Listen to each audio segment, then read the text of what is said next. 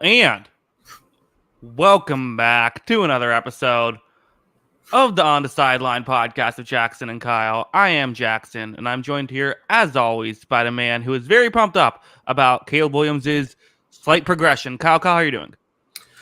Doing good. What a slate of games. It wasn't that good of a slate, honestly, but I had fun. I hope everybody else had fun, and now we're here. Yeah, a lot to talk about. I think this is a good slate for the Monday morning. I think this is maybe not a great slate for the actual Sunday afternoon.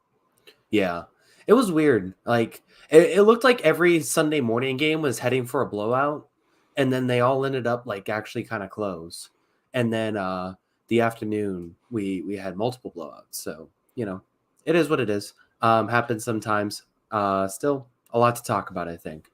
Yeah, listen, every game can't be close. We sometimes we gotta have some of these weeks. Yeah, exactly.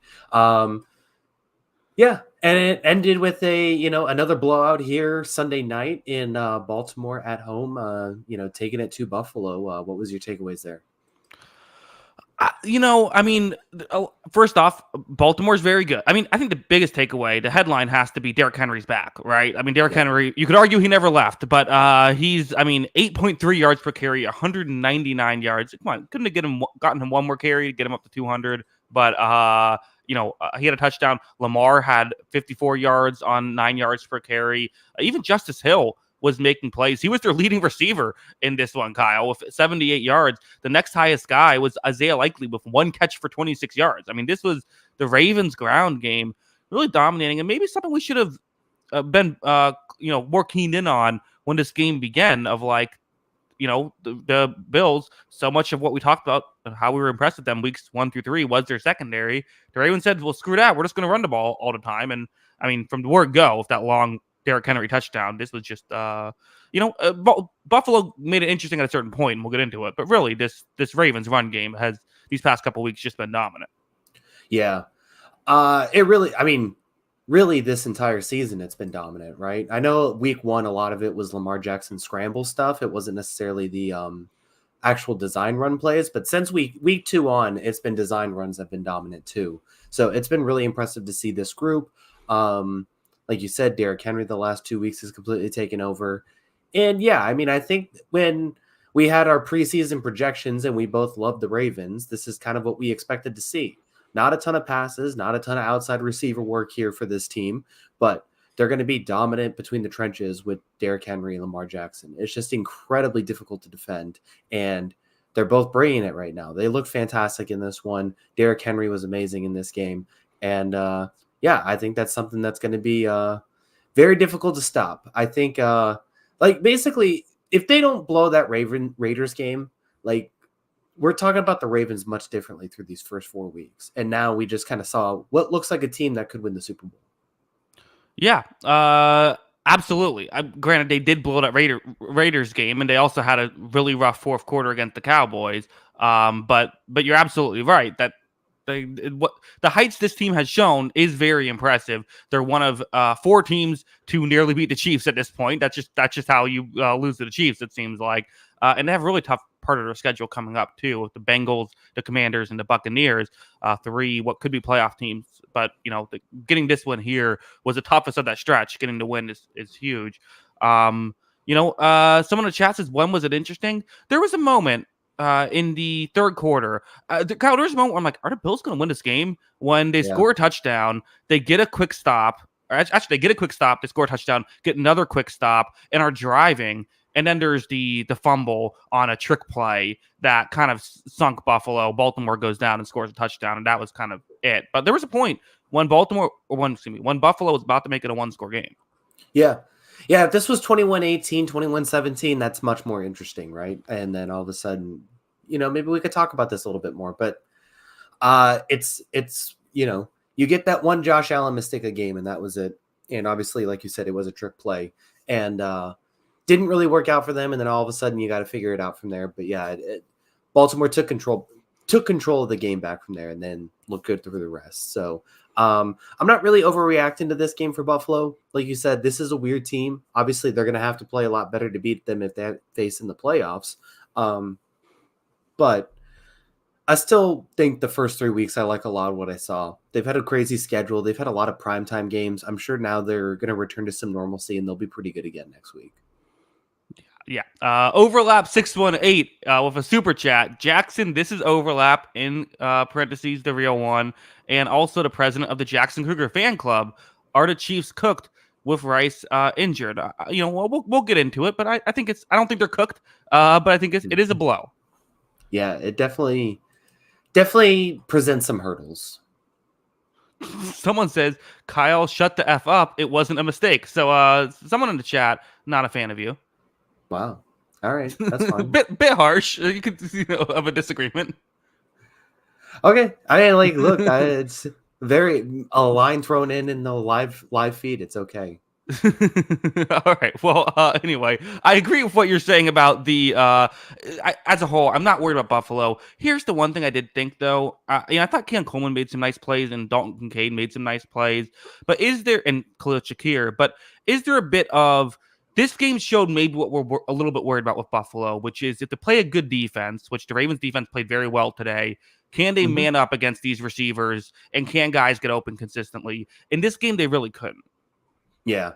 I mean, like you said, they hit a couple big shots, but that's about it. So yeah, I think it definitely is a question, and obviously as the score got away from them too, they couldn't run the ball, and they didn't run the ball well either to start the game, so that played a bigger part in it. But yeah, like once you take that James Cook element out of the game too, because they're behind so much, then they have to throw, it makes it even tougher. Yeah, you're right. You're exactly right. They can't do their sort of this scheme stuff they like to do. Overlap 618 says mod overlap so I can silence the Kyle haters. I'm concerned about overlap as a mod, to be honest. I'm a little worried about that. Yeah. All of a sudden, Ernest Scared Stupid would you like pop up on the feed? Yeah, exactly. Yeah. Well, not the most entertaining Sunday night game, unfortunately, but a big win for Baltimore. Do you have any final thoughts on this one? No, I think these are two playoff teams. I think Baltimore should flex their muscles. I mean, I could see Buffalo winning the rematch in the playoffs if they meet again, but both are going to be good. These are two teams I could see winning the Super Bowl. I think there's a greater than 1% chance that either of these teams could win the Super Bowl. Absolutely. Yeah. Especially with the AFC kind of lacking, as we're going to get into right now, it feels like these two teams definitely, I mean, we already knew they were two of the favorites, but now they definitely look like they have a great shot. Yeah. Well, let's move on. Why don't we? Several games left to talk about. Again, not a ton of close games, unfortunately, but there's some. Well, let's go to Chiefs Chargers, I think, because this was kind of the 4:00 game that everyone was watching, because we thought it was going to be Commanders Cardinals. The Balls ran away with that one. Basically, Browns Raiders, that was on everyone's like second, their second TV or their tablet, whatever you watch, whatever your secondary TV is. Browns Raiders was on that one. Chiefs Chargers was on the main one. It was a competitive game. The Chargers got up 10-0 in the first quarter, did not score again in the ball game. That was a big issue. They went for it on 4th and 1 at the Chiefs, I believe inside the 5-yard line, did not convert on it, which was kind of the big play of the game. Chiefs able to do enough. Still not looking great. This is the first time the Chiefs have outgained their opponent in a football game this season, so they're making some progress there. Mm-hmm. Still did not win the turnover battle, lost that 2-0. But and the big deal, as Overlap mentioned earlier, they lost Rashee Rice, what appears to be a torn ACL, which is just a huge blow. The nice thing, though, is, I mean, Travis Kelce seems to be back. Xavier Worthy had some nice plays. Kyle, I'll kick the floor to you. What did you think of this game?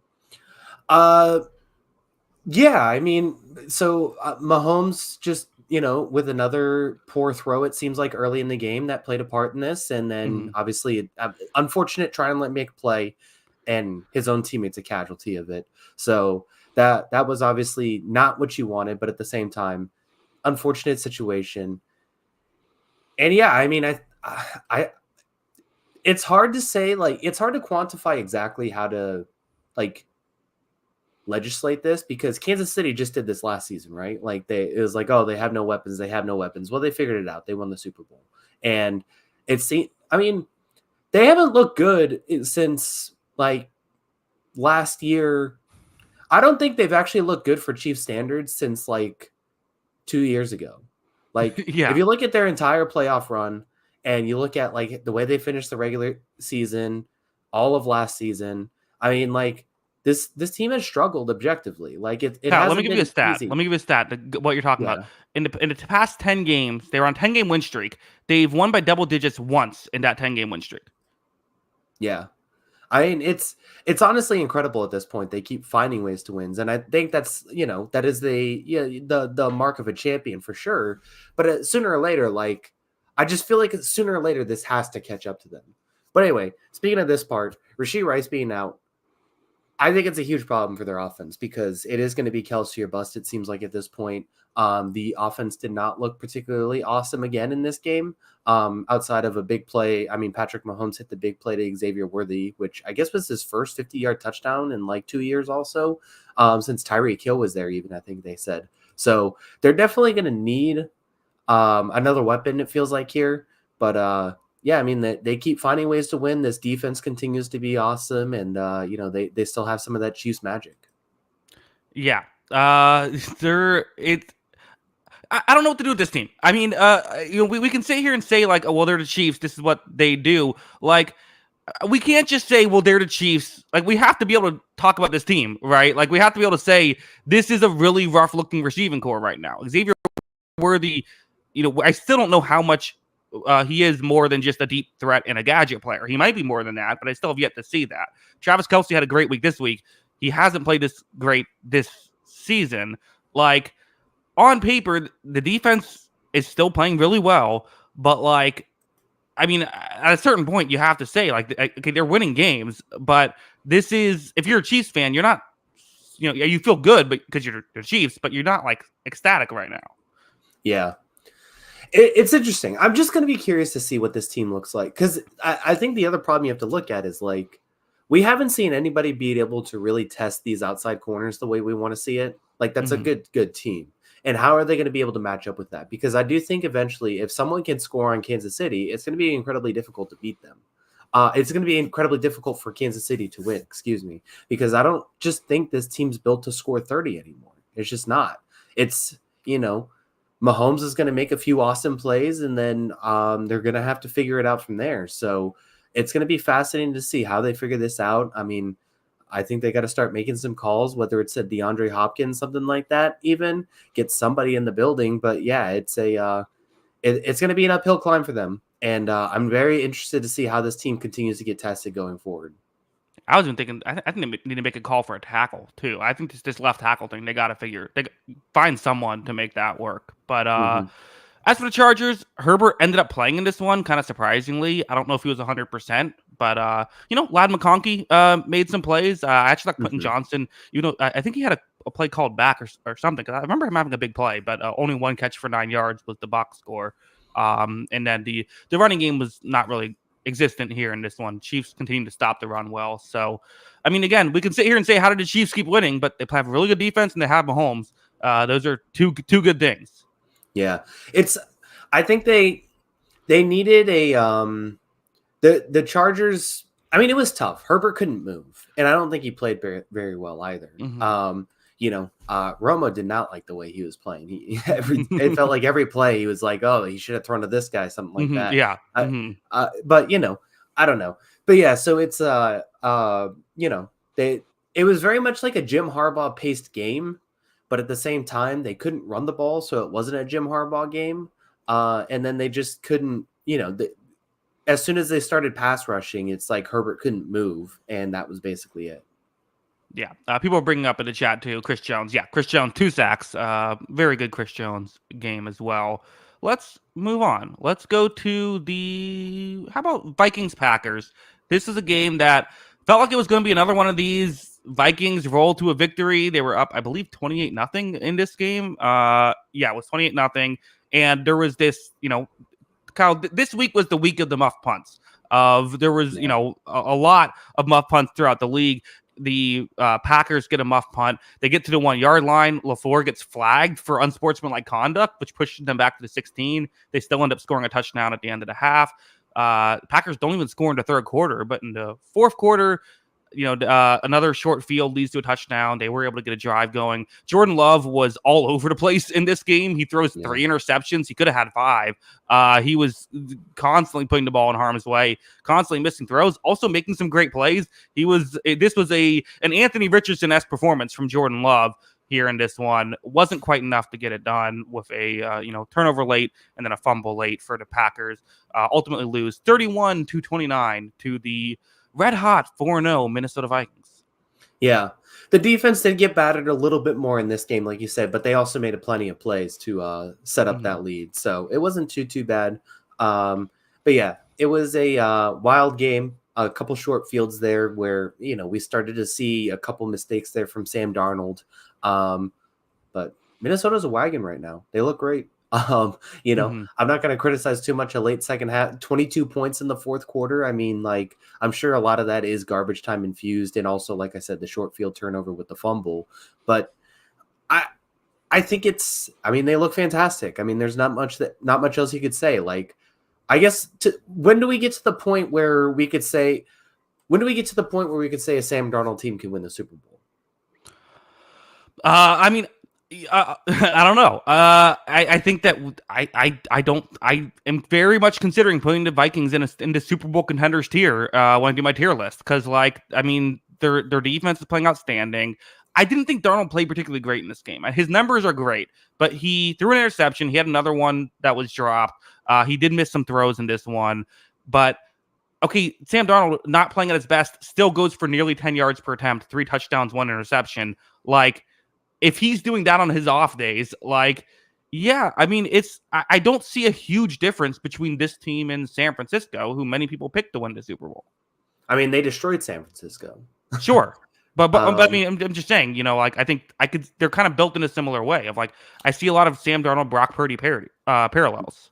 Yeah. And I also think another one where, the NFC contenders have not looked very comfortable, it seems like, throughout this season. Early season, of course. So, yeah, I mean, I don't know. Here's my follow-up question. I know Buffalo did lose tonight. If Buffalo and Minnesota make the Super Bowl, is there a way both teams manage to lose to upset their fans even more somehow? Maybe. Yeah, maybe somehow that gets canceled. That is the ultimate sad fan Super Bowl. Neither one of those fan bases would think they'd win. That's so upsetting. Yeah, it's very much the Cleveland versus the Chicago Cubs World Series thing. Spaghetti in the chat says, Jackson, you said you'd put them in Super Bowl contenders tier if we beat Green Bay. I think I did say that. Yeah. Okay. Well, then, yeah, Super Bowl contender, Minnesota Vikings. I mean, we keep waiting for the shoe to drop, and it hasn't yet. I mean, this, I really think too, Justin Jefferson. It's Calvin Johnson, right? He's that guy where it's just. If he's one-on-one, and I gotta say, Green Bay, there was way too many snaps with Eric Stokes one-on-one on Justin Jefferson. What are we doing here? Yeah. There's no Joe Barry there anymore to blame either. So yeah, that feels like a mistake. I mean, even then though, it's Jordan Addison had several big plays in this game, and I mean, it's crazy to say this team's getting Hawkinson eventually this season too. They're gonna add that to the mix, so they're gonna have all that. I mean. This team's going to be ready to load up and go for it. I mean, I don't know how long this is actually going to last into the playoffs, stuff like that. Joking about the Super Bowl. It is still too early, but this looks like the best team in the NFC right now. I can't really say anything else. Yeah, through 4 games, they certainly have been. It's undeniable. They're the September Super Bowl champions, right? And those teams usually win the Super Bowl. Yeah, they're always the best. It works out every time. All right, I think so. We got to have the Jordan Love conversation. I mean, he was not good in this game. I know he had 389 yards and 4 touchdowns. He was very fantasy football good, but he did not have a great game. Made some really nice plays. He's Jordan Love. He can do that. But, I mean, he needs to play better than this if the Packers are going to be a legit contender. Yeah, I mean, it certainly has been frustrating to watch, I think, especially people who bought a lot of the stock from last season, and his absolute best is amazing. Don't get me wrong, but this is also kind of the whole Jordan Love thing. This has been his thing. This has been his thing for years now, right? We've talked about it since college. He's been an inconsistent player. I'm sure in high school he was an inconsistent player. I'm sure in youth football he was an inconsistent player. But yeah, it's just like the highs are incredibly high and the lows are incredibly low. And there was a lot of lows in this game, and there's a lot of lows in week 1 before his injury too. He did not play well in that game either. A winnable game in Brazil. So yeah, he does have to play better. I mean, they're not going to obviously make a quarterback change, but like you look at what they did with Malik Willis and like how Malik Willis was able to play basically mistake-free football and the way they limited his opportunities. Like, does Matt LaFleur need to put the training wheels on Jordan Love? Like, does it need to happen until he can prove he cannot make mistakes? Which is kind of a crazy thing to say about the highest paid player in football. Yes, but you're that's right. also how quarterback contracts work, though. But yeah, you're right. No, I agree. Let's move on. Let's go from the Packers to the former face of the Packers. Let's go Broncos Jets. This was a bad weather game. As there was constant rain throughout this football game. Bo Nix throws for 60 yards in this one. And you think 60 yards, you're thinking, okay, what? Did he throw the ball 10 times in this game? He threw it 25 times, 12 for 25 for 60 yards, 1 touchdown, no interception, and wins the football game. The Jets, again, with the bad weather, Aaron Rodgers throws 42 times, but just for 225 yards. I don't know exactly what to take away from this game. I thought Rodgers at times looked very good in this. There was a point when the weather did clear up, and that's when the Broncos were able to kind of get their points. But the Jets, there's so many mistakes. I mean, listen, we can sit here and say bad weather all we want, but there's a drive where the Jets have a chance to go down the field and take the lead. There's back-to-back miscommunications on routes leading to incompletions, and then on a 4th down, they screw up the blocking assignment. They have 4 guys to the left, 4 guys rush to the left, and yet 1 guy gets through untouched anyway and gets to Rodgers for a sack. Like, that's not the weather. That's just, bad plays. Yeah.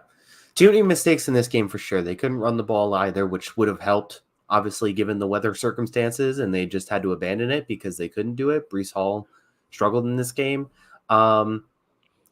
They got to lock in. I mean, it's going to happen, right? It's got to happen for them. Obviously, it's going to take a little bit of time still, but this is a pretty gross loss. I mean, Bo Nix had negative passing yards in the 3rd quarter of this game. Like, do you realize Courtland Sutton had 60 receiving yards? Bo Nix had 60 passing yards. He had all the receiving yards, basically. Yeah, there's the technically because there was a couple players that had negative receiving yards. Javonte Williams, the second leading receiver with 3 receiving yards. Michael Burton also had 3 receiving yards. Courtland Sutton with 60 out of the 60 total receiving yards in this game. Yeah. It's gross. It's so gross. And they won. This is a team that won the game. I mean, look at this now. Like, somehow all the teams in the AFC West are 2-2 or better. And Kansas City is obviously undefeated. Like, this Broncos team's 2-2 despite all this. Incredible stuff. But yeah, I mean, it's I think this is much more of an indictment. You can chalk it up to weird weather situations, but to win a Super Bowl, you got to win through some weird weather stuff. You got to get through some of that, and this is just going to be something they have to overcome. Yeah, and Rodgers has been the most weatherproof quarterback of all time, right? I mean, that's his whole thing is he can throw with bad weather. He wasn't very good in this game. I mean, it is what it is. Let's talk about the Broncos though. 2-2 now. Their defense has been legitimately great for all 4 games. They play the Raiders next week, the Chargers the week after. Those are winnable games. They had the Panthers on the schedule. I mean, can they go on a run or at least be competitive here through the next couple months of the season? To be determined. They have to play better offensively. Like, I know this was a weird game, and they did look good against Tampa Bay offensively, at least. So maybe there is signs of life there. It's going to be very interesting because I think they play the Raiders next week and then the Chargers the week after. I don't know if they have a bye week mixed in there, but that's their next 2 games. Like, it's going to be very interesting to see these AFC West teams. It's going to be very interesting to see these AFC West teams play each other and get a feel for actually what they are. Like, because I still feel like they're very inconsistent, all 3 of them. And I just want to see if any of these teams actually going to be a wild card team. Did you get distracted a bit during that with the chat of Yeah. BG saying Kyle kind of looking like that guy who still goes to high school parties even though he's way too old for it? Keyran says selling pot to middle schoolers. Kyle, I don't know what you did to the chat today, but they are not a Yeah, I fan. don't know. My I didn't even look at the record, but I imagine my picks were not good this week, so I don't know. Mhm. Maybe that's it. Yeah, poor People Kyle. fading me already. I guess so. It's a bad week for Team Kyle. But we can move off the Broncos Jets, right? Yeah, I hope to never watch this game again. Okay. Well, I won't make you. Let's go to Saints Falcons, a very competitive game. The Falcons offense was inept in this game, and you might be sitting here saying, "Wait a second, they scored 26 points in this game. What do you mean they were inept?" Well, 7 of those points were on a muffed punt, which was recovered in the end zone for a touchdown. Another one was on a tipped screen pass that somehow went like 20 yards in the opposite direction and was caught and then returned for a touchdown. So that got the Falcons 14 out of these 26 points. They did not score an offensive touchdown in this game. Despite this, find a way to win on a long Paulson Adebo pass interference penalty late, and then a 58-yard Younghoe Koo field goal to win it. I mean, I don't know what to make of this Atlanta team. They've won 2 games completely by the skin of their teeth. I mean, this game and the Eagles game were completely like, how the hell did you win that kind of game? They've also played the Steelers and the Chiefs very tough. So they played 4 very competitive games. Meanwhile, the Saints have basically blown both of their losses, but they've dominated their 2 wins. So interesting 2 teams here in the NFC South. Kyle, what was your thoughts on this game? Yeah, I think the Saints side of this, where it's back-to-back losses now, where I think they really have to feel like they let themselves down again. Like they should have won both of these games, honestly. Like obviously the pick six was unfortunate. Mm-hmm. However, I would not recommend sidearming right in front of Matthew Judon. I know the deflection was wacky, but like we just don't need to do that. Come on, Mm-hmm. Derek Carr. But anyway, yeah, I just think like they let themselves down. Like they should have won this game. Too many turnovers, too many sloppy mistakes, and that is the reason why you're 2-2 instead of 4-0. And we would evaluate this team a lot differently if they're 4-0. I mean, honestly, like the process looks good. The results are not right now because of these 2 kind of boneheaded losses. Outside of that, like I think that they need to be a little bit more aggressive sometimes, but at the same time, like it's okay to be a little. I don't know. I think they need to be a little more aggressive on offense still, even with like a few bad mistakes in this game. It's tough. I mean, Atlanta's usually not the team to play aggressive against offensively, Mm-hmm. so I can kind of understand it. But yeah, they're what was working so well weeks 1 and 2 was the fact that they were getting these downfield passes to like Rashid Shaheed. They were getting these big chunk plays. Not really getting a ton of those in this game. It definitely it changes the dynamic of this team. Yeah, it does. But that's the other thing. Like Philadelphia is absolutely the team you should be taking shots on, and they didn't do that in that game either. It was very cagey, and I don't know. I don't know what the philosophy is behind it when they decide to take those shots. Obviously, I think Shaheed did drop a touchdown in that last game too, so that probably played a part anyways. But yeah, it's just like I don't know. I think they could take a few more shots. But I also think like they're a couple bounces away from this like being a 4-0 team. So I don't know. Yeah, I mean, they lost on a 58-yard field goal here with a long pass interference penalty.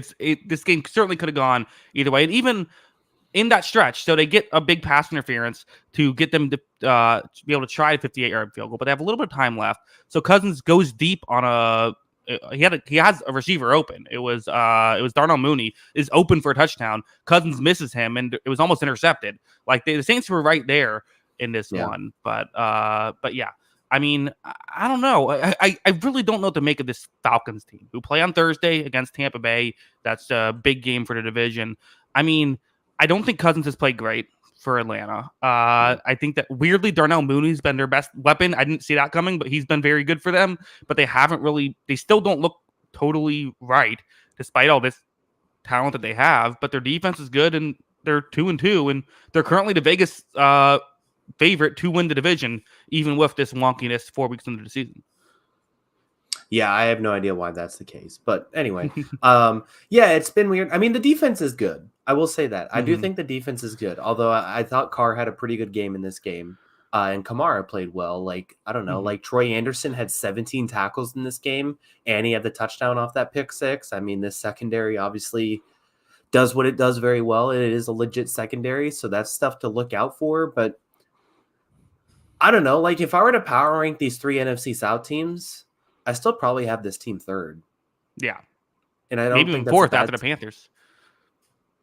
No, I would have them, but Yeah. but no, I think it's completely fair to say like good win. You're 2-2. You're in the mix. I think this team has a long way to go still before this team can. I'm ready to say this team's better than New Orleans and Atlanta. Yeah. No, I agree. I mean, again, the Saints basically spotted Atlanta 14 points in this game and lost on a last second field goal. I think the Saints are fine. Yes, you blew a couple games, and the difficult thing is just like again, the NFC South all has tough schedules, so like dropping a couple games that were winnable make things difficult because they play Kansas City on Monday night this week. So that's tough being 2-3, and then Tampa Bay, which isn't easy either. You have a Sean Payton revenge game against the Broncos, so there's some winnable games here too. They can get back on track, but they put themselves in a bit of a hole now after their hot start. Yeah, it'll be very interesting. Like I wouldn't be shocked if they go beat Kansas City on the road somehow next week on Monday night because I think they are talented enough to do it. But they got to learn to limit those mistakes because Kansas City's not going to spot them a lot. It would be hilarious if the Saints had that great first 2 weeks just to beat the exact same Saints team we've seen for the past like 7 years. Yeah, they just end up 9-8 again somehow. Yeah, But it's like exactly. we keep saying like this team's really good, but they're 9-8. Yeah, I think so. Let's move on. Kyle, let's go to Caleb Williams. Why don't we? The 2-2 Chicago Bears beating the Rams. Didn't love the Rams' defensive strategy in this one of not blitzing, kind of playing their zone defense, even though we've seen how much the Bears have struggled with the blitz. When they did blitz, occasionally they were able to get to Williams. But I have to say, I mean, the story of this game was Caleb Williams. That's the main takeaway. He still has those Caleb Williams things of he's still missing the deep ball. He's still taking too many sacks. I thought Caleb Williams, that was pretty much it for his negatives. I thought he had a really good Mm-hmm. game here in week 4. And this was definitely what you want to see. He's as bad as it was weeks 1 and weeks 2, he has taken significant steps forward weeks 3 and weeks 4. Yeah, he's taking steps forward for sure. And honestly, this reminded me a lot of the first half of that Houston game that was week 2, I think the primetime game, where he was very decisive with the ball. It felt like when he was dropping back to pass. It was drop back throw. He had an idea of seeing the defense at the line of scrimmage, what he wanted to do. So I do applaud him for that. And there wasn't like the colossal bad mistakes like we started seeing a lot in that Texans game where that game kind of unraveled for him. So I think he responded very well. I agree with you. I think Los Angeles probably could have tried to put more pressure on him because we've seen it work. Mm-hmm. But yeah, it's just like it continues to be. We just want to see more of the fine tuning of stuff. I've said this before on this podcast. I have no idea what's going on with the deep ball right now. Yeah. Like that was his best skill in Uh-huh. college. It was legitimately his best skill in college was his deep ball, and it's not close. I still don't get it, but I think part of that is also that he's just a little overwhelmed. Like that's probably what it is because it makes sense that he's missing that badly. But we'll see. We'll see how he adjusts. We'll see how he handles it going forward. This was a good win, and for all the negatives we've said about Chicago, it feels like the first 4 weeks of the season they're also 2-2 and still in the mix somehow. So they got something going for them too. Yeah, and they play the Panthers and the Jaguars the next couple of weeks, so that helps. Caleb Williams had one throw to DJ Moore where it felt like he was just trying to throw it like as fast as he could and had no care about where it was going to go, and it went like 10 yards away. Also had a nice touchdown pass to DJ Moore as well. But yeah, the deep ball thing is weird. It reminds me a bit of Zach Wilson, where like he gets to the NFL and all of a sudden like can't make checkdowns, and it's like this wasn't an issue in college. Why is all of a sudden this becoming an issue at the NFL? Like that's why quarterback evaluations is so difficult. Sometimes these weird things happen.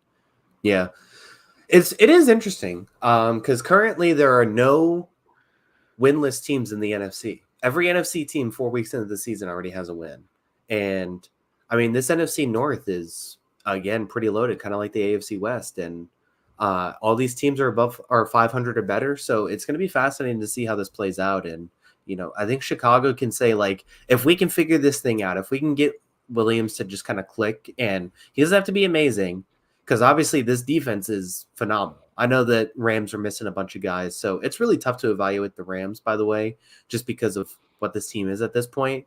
Like Tutu Atwell's their number one receiver. That's not what they wanted to be this season. But this defense is very good. It's been very good the first 4 weeks of the season. So if they get this to click a little bit, I think the Chicago team is very interesting. Yeah, I agree. As long as you still get some improvements from Caleb Williams, which is what we're seeing so far, and also got to give a shout out to DeAndre Swift. I mean, he was huge in this game. He was over 150 total yards. Had a big, I think, like a 50-yard. Caleb Williams had 157 passing yards. I think a third of that was on a screen pass to DeAndre Swift. He was a real force in this one, both passing and receiving. Yeah, I mean, the Rams, it's you're relying on Matthew Stafford to do it all. I didn't think he was great in this one, which is also tough. Like, basically, he needs to be great to win football games for them, and that's just not going to happen week in and week out. Yeah, it's hard to get this going. I mean, this might be like good for like getting some depth on your team. Like, obviously, like I said, Atwell's had a few big games. This Jordan Whittington, who is kind of one of the preseason darlings. He had a nice day in this one. Kyron Williams continues to do some nice things. So maybe when you get your guys back, then you can get a little more excited. I guess the question, like the thing with the Rams is, are these guys going to be back in time to make this like even worth it? Like, can they fix the season in time if their stars come back? That's the question. I don't think so. I'm out on the Rams right now. Yeah, but I mean, it's just so tough. Like, obviously, this team is just so much different with Nakua, Cup, and all those guys, Steve Avila, stuff like that. It's just so much different. This team is different with 2 top 10 receivers in football and their entire offensive line.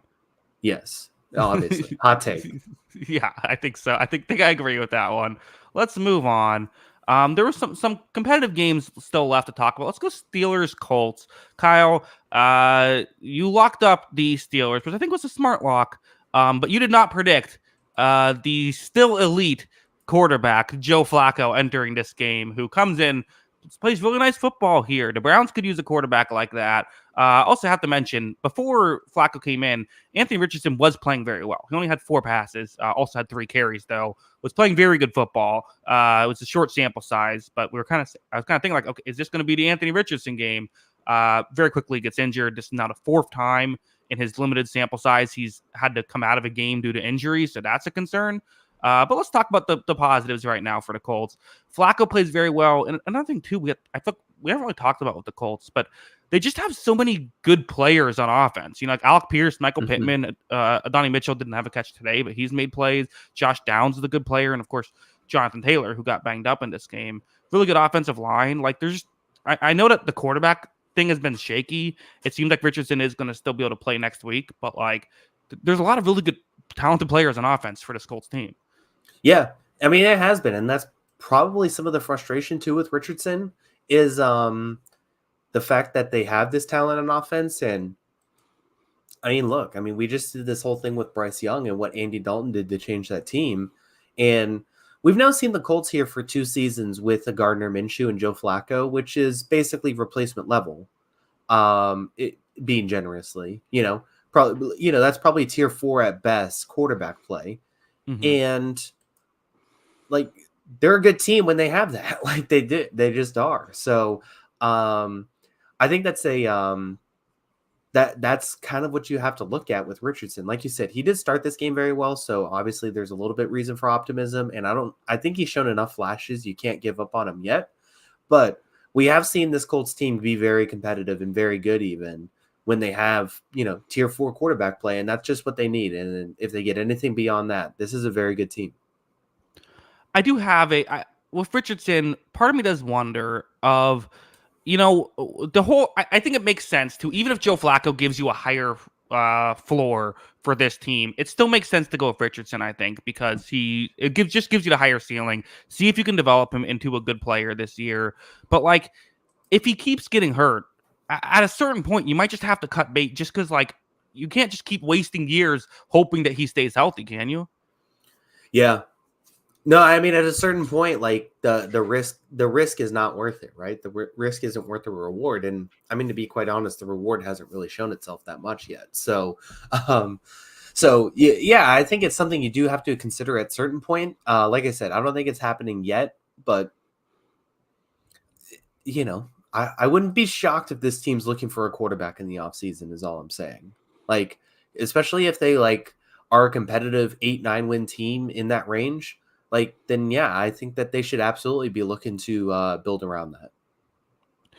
As for the Steelers, Kyle, I had my take ready to go. I was already saying, okay, this is the take, which is this is the issue with trying to play defense and have a quarterback who doesn't lose you the game. Every now and then, you need a quarterback that can make plays and that can win you a game. You can't just try and play field position every single game. It just can't work in the NFL to a high level. It can get you to playoffs, but that's pretty much it.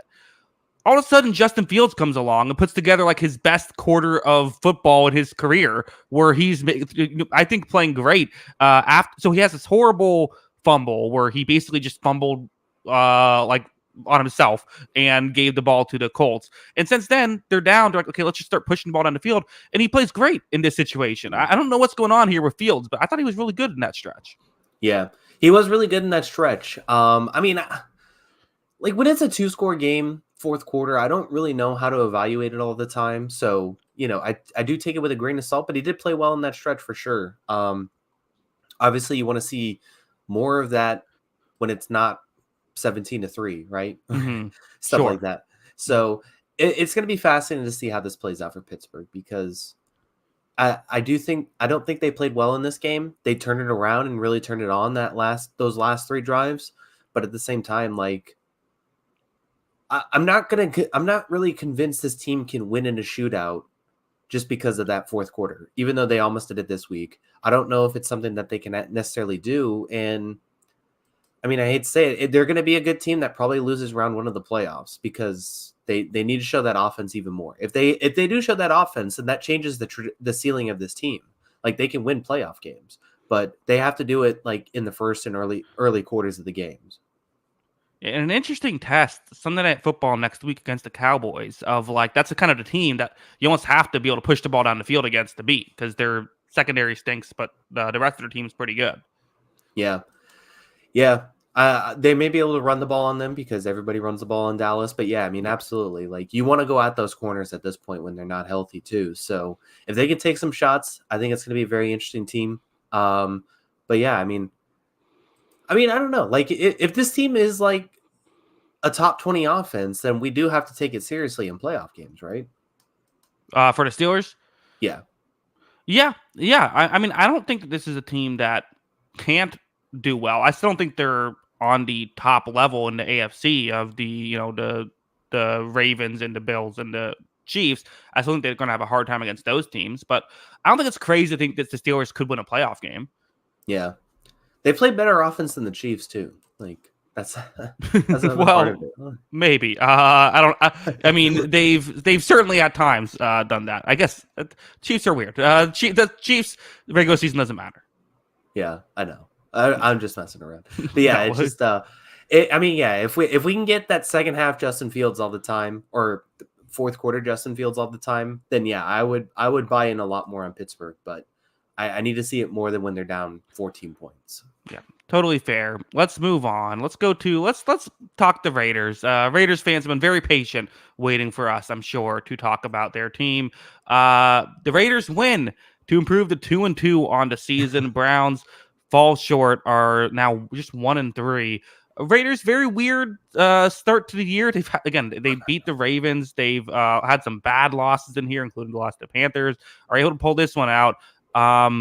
There was a controversial call in this game. I guess we could start there there was a not the most obvious holding penalty, although it was a hold that calls back an 82-yard touchdown to Amari Cooper that would have given the Browns the lead in the fourth quarter. Another, not very good offensive game by the Browns. I didn't even think Watson was that bad in this game. I just think that the team around him kind of really struggled. Watson still wasn't great in this game, but was better. But as a whole, I mean, this is just this is just a bad football team right now. Yeah. Yeah, they're not playing good enough. I mean, it's just, as simple as that. Like you said, this was probably a better Watson day than we've seen, obviously, this season, one of the better ones, and it still wasn't good enough. And I guess part of the problem is you have a $200 million quarterback who's not being a ceiling raiser right now. And that's part of the problem. But yeah, I mean, at the same time, like, this one wasn't on him. Like, he didn't have the help that he needed in this game for sure. So it's tough. It's a tough situation. I think I said last week I'm just out on this Browns team. I continue to be out. They're 1-3 now. So I don't really have anything beyond that to add. I just kind of am still out.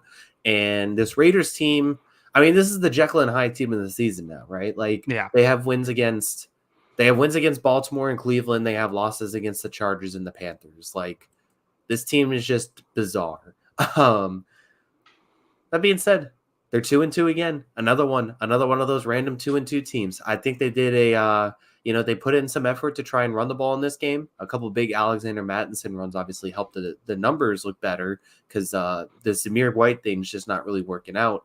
And then they still have some playmakers, and they did it without Devontae Adams. Without Devontae Adams and without Max Crosby. I mean, I mean, the whole reason I picked the Raiders to win is like essentially like, well, you have Max Crosby, like that's going to be difficult for Cleveland to block. Even without him, they were able to still get some timely pressures here. Yeah, I mean, I really, I mean, I don't think this Raiders team is a great team. I think that they have some good players. They're, two superstars on this roster didn't play, and they still were able to win. I mean, that's definitely a gutsy win by the Raiders. They're just the coin flip team, right? You just flip a coin. Doesn't matter who they're playing. They might win. They might lose. And it really just kind of depends on like a lot of it is like they can perform better than they, when they've played well, they've won. I mean, it's cliche to sound, but like this team has the ability to perform well. And I mean, they laid a stinker against the Panthers just straight up. And I mean, this defense looked night and day compared to that one. So it'll be interesting. They're another one of those teams that I still don't feel like I have a feel for. But yeah, like I agree with you. They are the coin flip team right now for sure. See Luna in the background, but I mean, yeah. As for the Browns, kind of my last thought is like I'm done with this team right now. Like they're the least interesting team in football. I mean, this is it. Put in Jameis Winston. At least they're interesting. They're not going to do it. They're going to stay with Watson because they paid him a bunch of money. I'm forget about even like the others. The stuff with Watson. I'm just bored of this team. Yeah, I mean it's fascinating because they just lit $250 million on fire. That's what's fascinating. But yeah, I mean this is this is getting not fun. Basically, is all it is. Like, I'm just not interested in seeing anything about this team. They have stars on their team. They have high level talent, and it's not being complemented very well. Yeah. The Raiders play the Broncos, the Steelers, and the Rams the next 3 weeks. So some winnable games here for the Raiders to stay afloat early on in the season. Let's move on, Kyle. Let's go to my team, why don't we? The Tampa Bay Buccaneers, MVP candidate Baker Mayfield with another great performance here in this one. Okay, I'm joking a little bit. We saw a lot of stuff. Tom Brady responded to Baker Mayfield's comments in the booth, which I don't think I've ever seen that before, where there's like a beef going on there. It was also, I think, listen, I listened to a lot of Tom Brady in this game, obviously. I'm watching the game. I can get why people might not be crazy about Tom Brady. It's going to be fun to hear a quarterback who used to play for your team talk about your team and how much he likes your team. That's a fun thing as a Buccaneers fan to hear. I imagine it was insufferable if you were an Eagles fan, but I'm not, so I had a good time with that. Also had a good time with the game. I mean, this was, a lot of ways we can go with this. I mean, obviously, well, let's just start with the biggest positive. I thought Baker was great in this game. I thought that he was making incredible plays. There was a moment when the Eagles made it a 10-point game in the third quarter. He had multiple key third down conversions. This maybe was Baker Mayfield's best game in a Tampa Bay Buccaneers uniform. Yeah, they were ready to throw at this Philadelphia defense. They were absolutely aggressive from the start. And I mean, it's great to watch your team and great to listen about your team when they go up 24-0 before you can even blink. So I mean, there was a point where it was like 200 yards to 0 in this game. I mean, it was Yeah. just it was wild. I mean, they completely dominated from the stretch. Eagles, another one where they like it did look like it could get interesting at one point, and then Mhm. like Tampa Bay closed the door, obviously, because I think it got to like it was like 30-16 at one point, right? Because of the blocked extra point that was returned for Mhm. a touchdown. Yeah. Um, so yeah, it is just fascinating. I mean, the Eagles not only were they playing bad, but they also like shot themselves in the foot. Like they had multiple turnovers. Mhm. The punt coverage team made several mistakes in this game, just Yeah. wild. Um, so yeah, and it was a bad Eagles performance for sure. And Tampa looked great, so I do want to give them their flowers. They look great. This has been the best looking team in the NFC South, I think. I think the Denver game was weird. I can't explain it. It's the weird loss of the season. But other than that, they've looked fantastic. I mean, there's not much else to say. I think this two-headed attack of Bucky Irving, Rashad White works in the backfield. Evans and Godwin have put together fantastic seasons to start this year. Cade Otton as the third guy. I mean, everybody was involved in this game, and the defense has held up. The defense has held up despite a lot of moving parts with injuries. Yeah. As for Philadelphia, I mean, obviously there's you're missing Devonta Smith and AJ Brown. Like that's just a huge blow to your team. And like I think that can excuse a lot of the offensive struggles, but like it doesn't excuse all of it. And there was some bad Philadelphia Eagles play in this one. I mean, I did not think Hurts had a good game in this one. I thought he was missing too many throws. I mean, they were making bad penalties on a lot of these situations. They missed. I think they had missed 11 tackles, and that was in the third quarter. There was 11 tackles. I mean, they're missing tackles left and right. I will say, like, this was another weird weather game in a different way, where it was very humid and very hot out, and you could see the toll it was taking on these players. Obviously, a Yeah. hurricane just went through, so like the humidity is very a lot higher than usually it is. So like all that stuff factors in. But again, it's similar to how I feel about the Jets, where it's like, yes, there's a lot of factors. You have to take this into context. Even with the context, there is really a lot of mistakes here made by this Eagles team. Yeah, there is context, but like, I don't know, man. Like, I just continue to say, like, we talk about Jalen Hurts a certain way, and I just look at what he's done these last few weeks without AJ Brown, and then compare it to like Matt Stafford and what he's done without those guys. And Yeah. like he's not elevating this franchise. He can't elevate it himself. Like, I don't know. I've completely reevaluated Jalen Hurts these last few weeks. I don't think he's the guy. I just don't. I think he's a fine player. I think he's probably a tier 3 level quarterback, but like I don't think he's a guy that's gonna, change anything for me. I just think he needs too much help. I think he's cushioned a lot. I think he made one fantastic play in this game, which was the touchdown pass where you could buy time. And obviously his legs are a huge advantage. But I think when it comes down to it, you have to be able to throw the ball from the pocket really well to be evaluated as a top 7-8 quarterback in this league at this point. And I just don't think he can do that. Yeah. I mean, I still feel like I agree. There was a point when we thought maybe he's going to be in that Mahomes, probably not the Mahomes tier, like the Lamar, Josh Allen tier. Like, can he be in that tier? I don't view him as that guy anymore. But He's just like, not. no, I don't. I agree, but I still think he's a good quarterback. I think that looking at the number one receiver Johnny Wilson in this game, like I think that it is still fair to say that when you don't, I mean, Paris Campbell was the leading receiver in terms of wide receivers for 17 yards. Yes, Dallas Goedert is good. Yes, Saquon Barkley is good, but like when you don't have receivers, there's only so much you can do. I agree that like he's not that elite guy, but I still think he's a decent. I still think he's a good quarterback. I think they need to get healthy in the receiving core. Really, I mean, this is kind of a roster construction thing too. They need to do a better job at getting depth because this keeps being an issue. AJ Brown gets hurt. AJ Brown's had one season where he was healthy and they went to the Super Bowl. That's the 1 year he's played every game. Other than that, he gets hurt every year. You have to have more depth here. Yeah, they definitely need another guy. But yeah, it's just tough. And I mean, I've continued to say this. I think like the arm talent thing with him also just because it lacks. Like just think it puts a ceiling on his passing, and I think that also affects him when they don't have elite receivers on the outside. He just doesn't have the same arm that elite quarterbacks do. I mean, he doesn't have the arm that Baker Mayfield has. Like you just Sure. watch the way both of them threw in this game; it's different. So yeah, I just have a lot of questions about that. And yeah, I mean, it's so bizarre. Like this Eagles team, like Nick Sirianni owes Saquon Barkley dinner because like this team would be. I mean, he probably wouldn't be coaching this team on Monday if he wasn't around because I think Saquon in like week 3 and week 1 has essentially saved his job. I really do.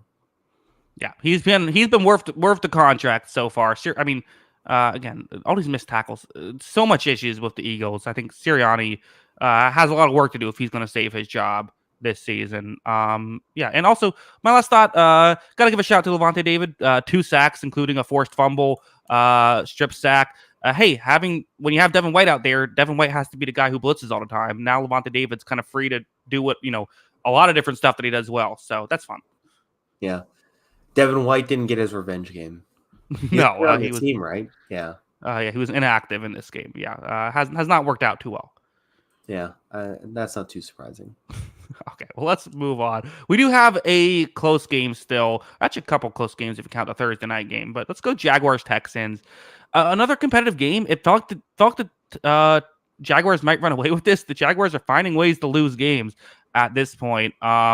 It's again, sort of a weird performance. CJ Stroud ends up with a really good box score. Took a lot of work to finally get there, but you have Nico Collins, a big part of that being 151 receiving yards on the day for Nico Collins. Kyle, what was your thoughts on this one? I'm not running a Trevor Lawrence QB draw on 4th and 1 at the 1 yard line ever. Okay. Again. That's my biggest takeaway. Because that was the game. I mean, how have the Jaguars lost 2 games basically at the 1 yard line because they failed to score? One of them was Travis Etienne fumbling in the end zone, and then the Trevor Lawrence QB draw from shotgun. Those are 2. They lost to Miami and Houston basically the same way because if they scored there, this game's probably over. And yeah, I mean that's a tough way to lose. It really is a tough way to lose. So they played obviously much better than they did Monday night last week. I thought Lawrence missed some throws, but I also think he made some really nice throws. I mean, it continues to be hit or miss for him, honestly. I think he did all right in this game. They ran the ball really well with Tank Bigsby and Travis Etienne, so I think all that worked. But, 0-4 now. I mean, you have to basically write this team off. Season feels done. Oh, yeah, I think so. And I don't think they're the worst team in the league. I don't think they're an 0-4. No. They don't feel like an 0-4 team, but like they're a bad team that's had a tough schedule, so they keep losing games. Yeah. No, it definitely has. It's been a tough situation, and they're definitely not a good team at this point because, like you said, they are losing these games. There's a reason they are, but they're not helping themselves in any way, shape, or form. And then, I mean, teams not helping themselves. I mean, Texans, man, like we were all so excited for this team, and they're 3-1. And I feel like I'm saying this for every single freaking AFC team. Like, you're 3-1, you're 4-0. It looks great, but like, man, I'm just not sold on you yet. And I feel like that way about them in Kansas City in the same way. But yeah, I'm just not sold on them yet. The only thing I'm sold on is Nico Collins is a superstar, and we just need to start respecting that. I said he was all pro last year. He didn't get it because I don't think he has the name recognition, but he is a top 15 receiver in the NFL. He is that level. Nico Collins, all pro. That feels a bit of a hot take. Last year, I thought he was. We did our all pro teams at the end of the year. I had him, and then he didn't make it. Okay, I've forgotten that, but he's a really good player. Another muff punt in this one. Jaguars got their first touchdown with a muff punt. Love the muff punt this week. That's really what it was. But yeah, I mean, I just think it's where do you evaluate the Texans team? Because I do think Stroud has played well this season. Like, I think he's done his job, but like it feels like they need like 600 yards a game because they're going to give up like 200 yards in penalties. That's another part of this. Like Laramie Tunsil has low-key been pretty awful this season. Not low-key. I mean, he's been very like glowingly awful. Like he stands out. And the rest of the offensive line wasn't good to begin with. But yeah, I mean, it just feels like they make too many bow-handed decisions, and they got an elite quarterback that figures it out. Yeah, that's kind of a good way to describe them. They have a good litmus test with the Bills next week because I do kind of again. They've now played 3 very competitive games with teams that we don't consider to be great, even if they're some of those are okay teams with the Colts, Bears, and Jaguars, and then they got crushed by Minnesota. So playing Buffalo, that could give us maybe a bit of more information. I think they're a team that I think in some ways is still figuring out what they are. There's still a lot of moving parts with this team.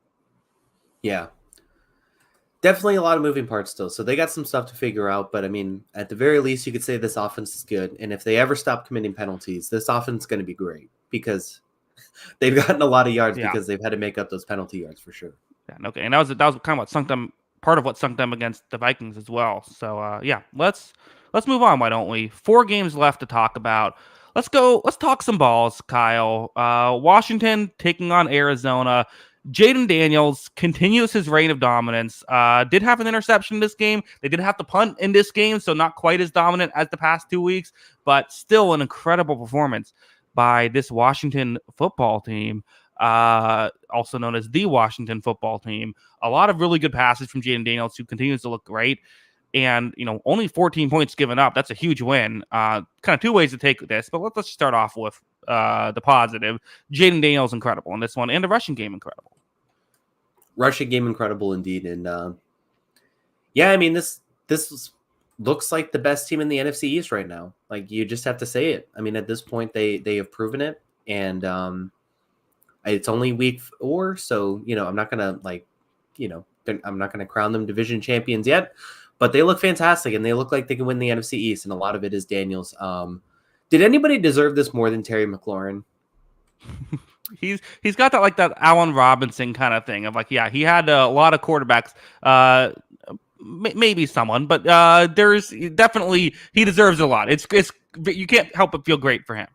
Yeah, and he's put together a good start to the season too. So he's been awesome, and they did a lot of good stuff in this game, and I mean, this Commanders offense, like, it becomes a question. Like, I'm not joking. Like, I think this team can now win the NFC East based off what we've seen from all 3 of those teams, not Giants not included.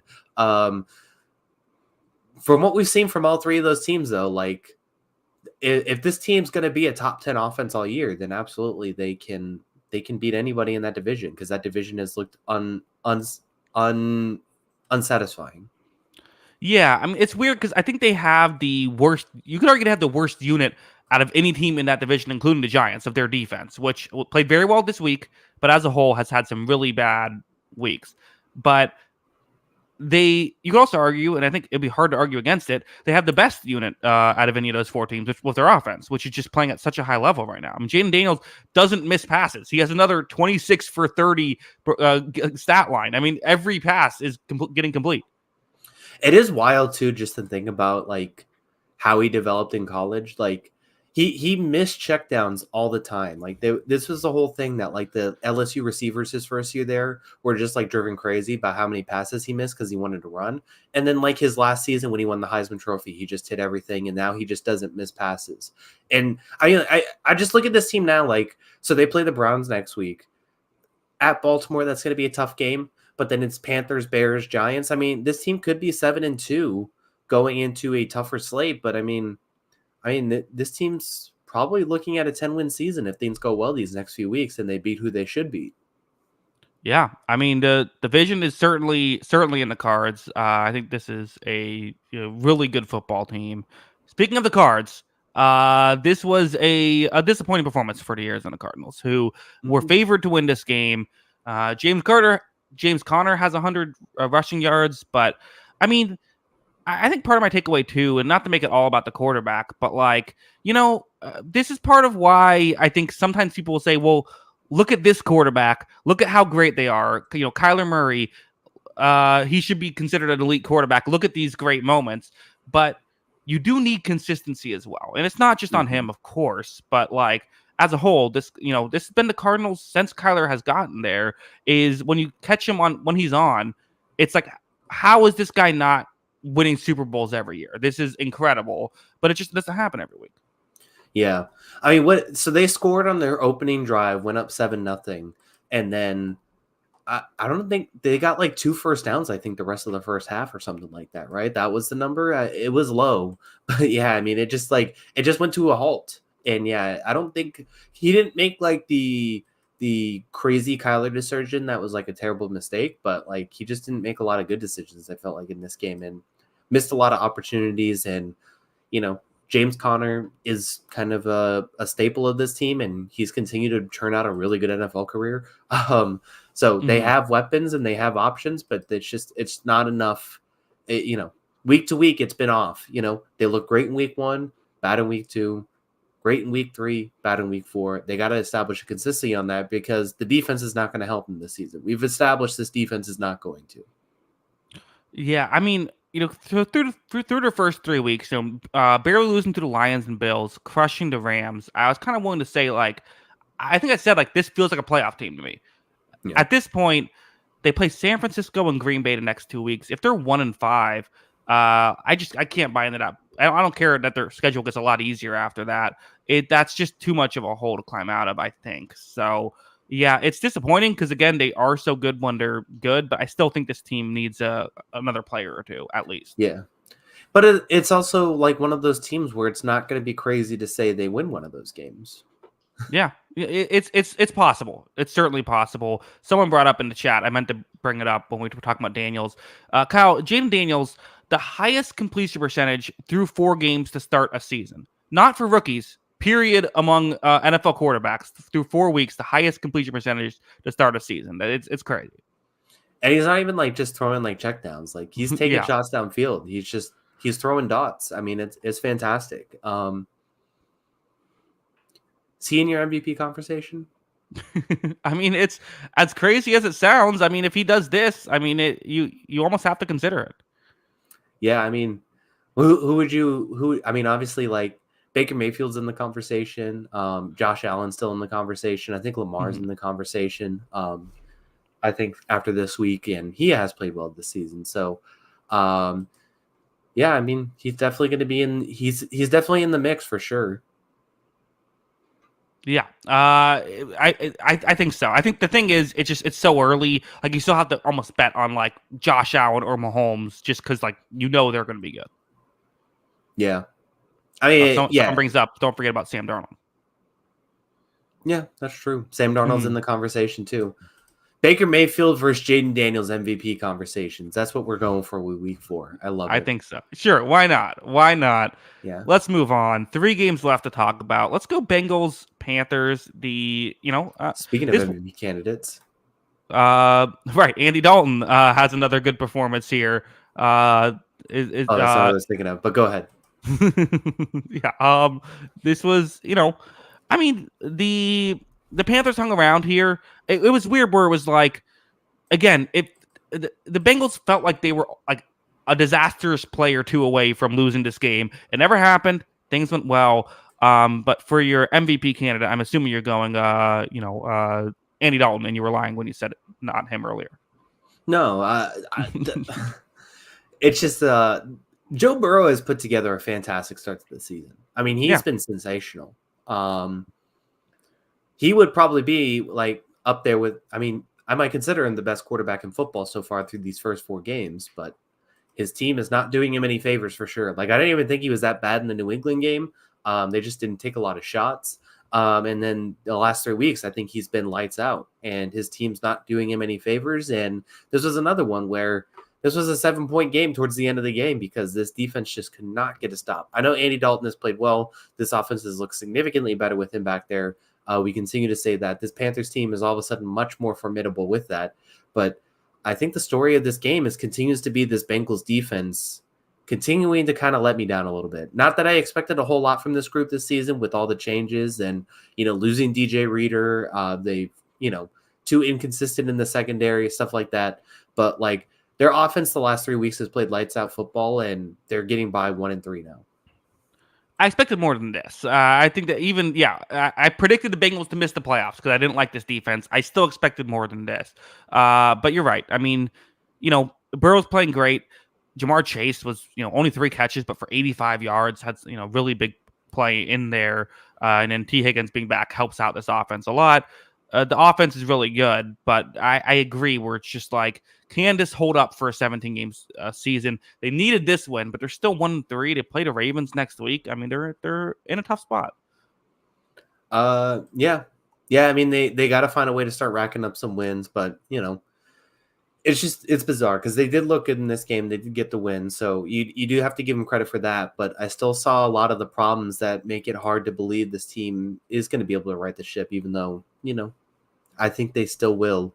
The schedule does open up for them a little bit where they should beat the Giants, Browns, and Raiders, and they'll get right back in the mix there for the second half of the season. So we'll see on them. I don't have a whole lot of other takeaways, but yeah, I mean, it just comes down to like Joe Burrow is going to have to do a lot of heavy lifting for this team to make it. Yeah, but again, had to win here. They were able to do it. For the Panthers, okay, week 1 was the first Andy Dalton game was fun. Fell back down to earth a little bit. I still think it looks a lot better with Andy Dalton out there. This offense looks a lot better. I saw some Xavier Legette good stuff here. Saw some good Deontay Johnson stuff here. A decent running game in this one. Now that you can't just go all out to stop the running game, but still a very flawed football team, this Carolina Panthers. Yeah, I mean, the fact that they can now throw forward passes is a step forward. So that is helpful. But this is also why you make the quarterback changes, because you get to see what you get out of guys like Xavier Legette, like a Jonathan Mingo in year 2, like a Jatavion Sanders who had a couple catches in this game. You have to see what those guys can bring too. You have to let those guys develop as well. And like you said, Legette had some really good stuff here. So that is definitely a reason for optimism. And, you can continue to try and build with some of those young guys. And I do think they've run the ball well. And I think Andy Dalton has made some pretty good plays. So I think there's something to build off here, even though it's still probably a losing season. Yeah. Let's move on. 2 games left to talk about. Let's go to the Thursday night game. Cowboys Giants. I'm going to go to the bathroom. I'll give you 60 seconds to talk about this game. How's that sound?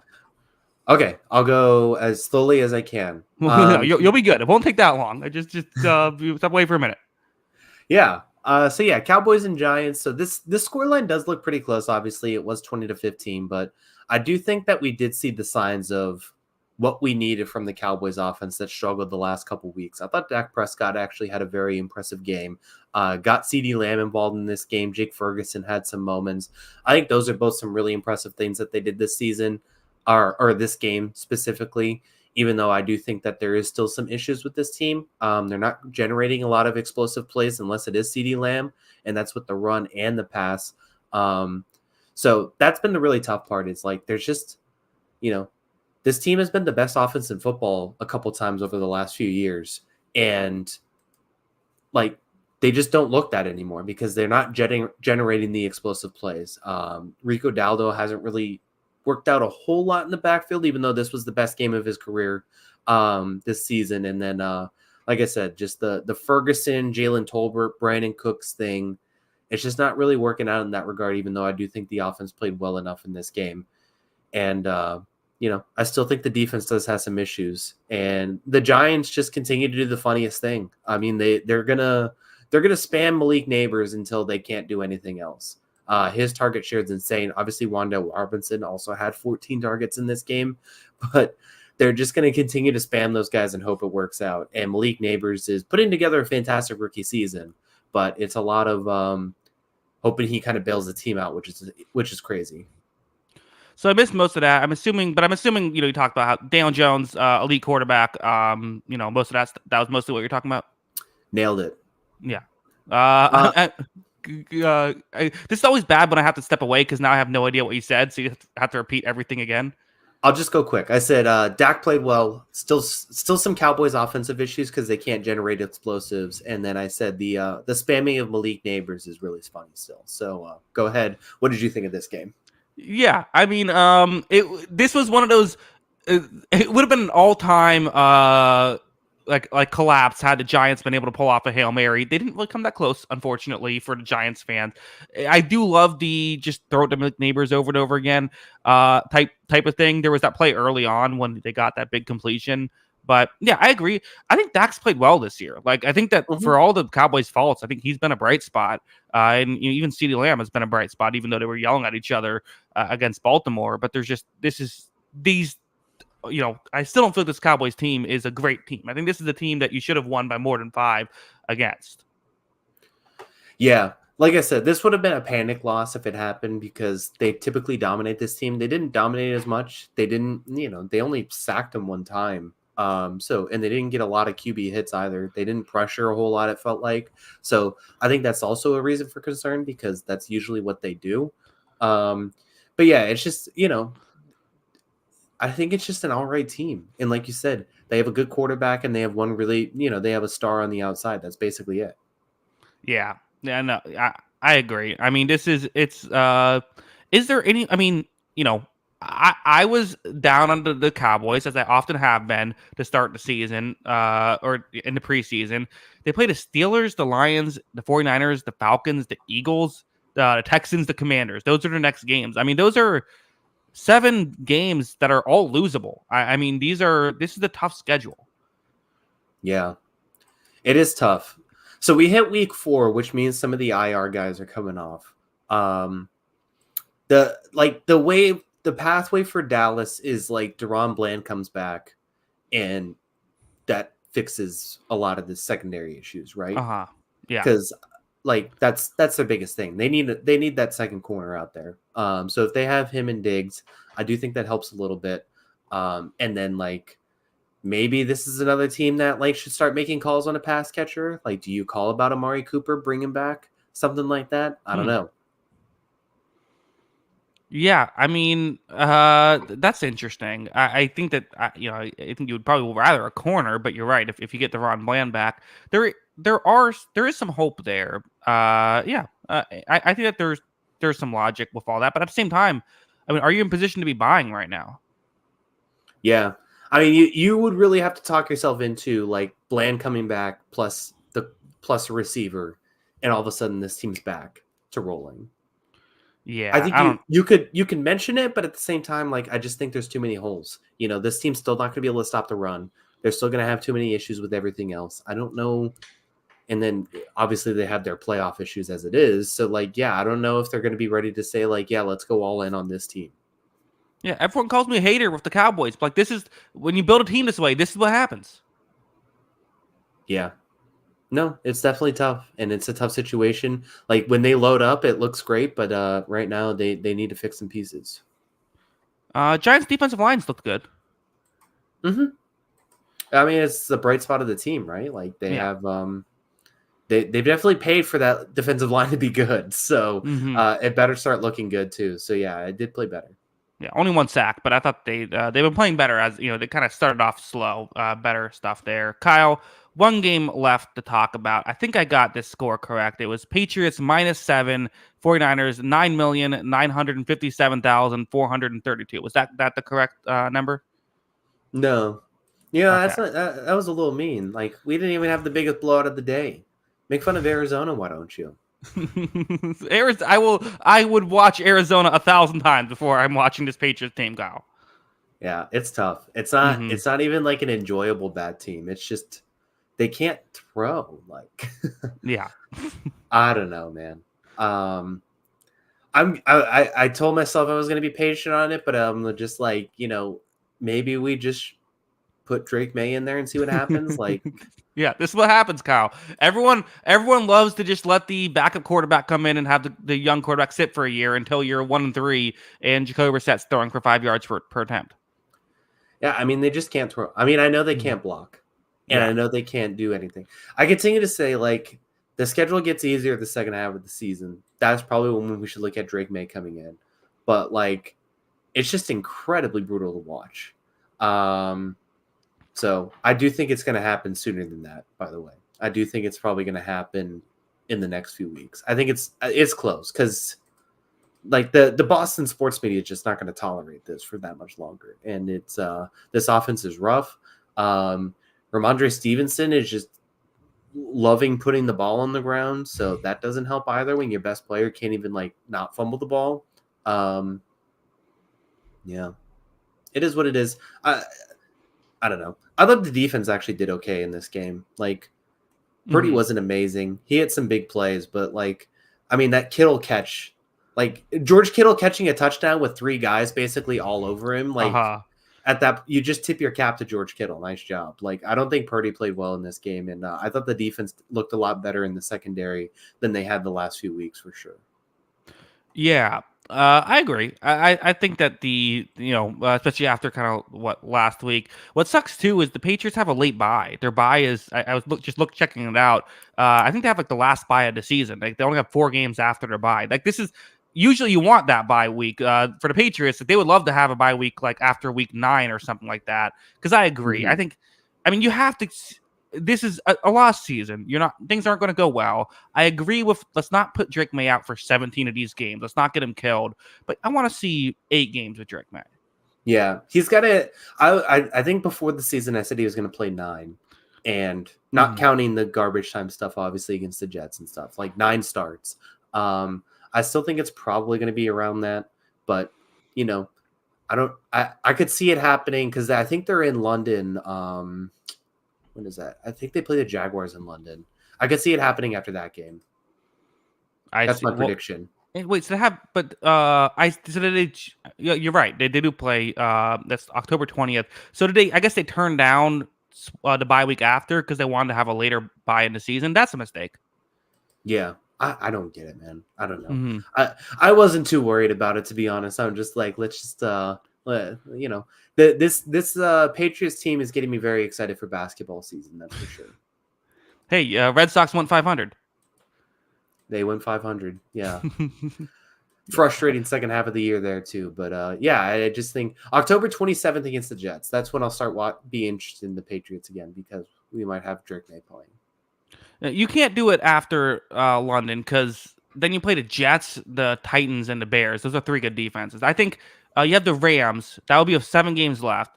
Do the Rams defense, then you get the Dolphins, the Colts, the Cardinals, and then you have the Bills, but then you have the Chargers and then the Bills again. So it's a tough end of the season. But you get a nice little 4-game stretch there of 4 like defenses that might not be too tough. I think that's when you put them in. Listen, this offense isn't going to be good no matter who they play. Like, I don't Sure, have to but worry about good defenses or bad defenses. you have Like, to worry. it's I still think you have to worry a little. I don't know. It's not going to be great against the Rams. It's not going to be competitive against the Jets. Yeah, we'll see. I don't know. He had a couple good throws in that Jets game, so He did. Again, a little bit of a don't know how much. Again, a bit of an easier situation. Game was a bit over by that point. It was yeah, looking it good for was. the Jets. It was. Yeah, it's just it's just tough to watch. Like Jacoby, the thing is like, guess what?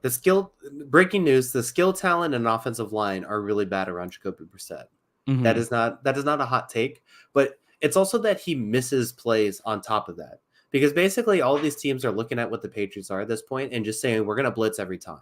That's what these Mm-hmm. teams are doing because they don't have an offensive line. And then also their quarterback can't read the blitzes. Like he's missing like what should be fairly easy hot routes opportunities.